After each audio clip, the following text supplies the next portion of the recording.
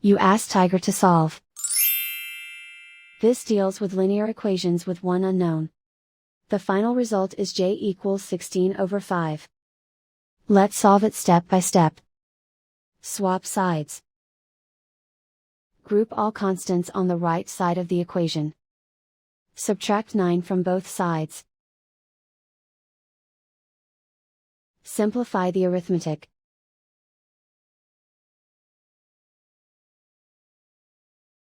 Isolate the j.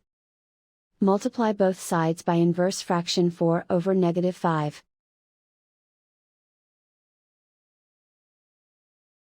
Move the negative sign from the denominator to the numerator. Group like terms.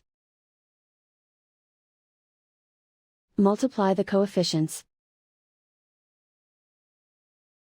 Simplify the arithmetic.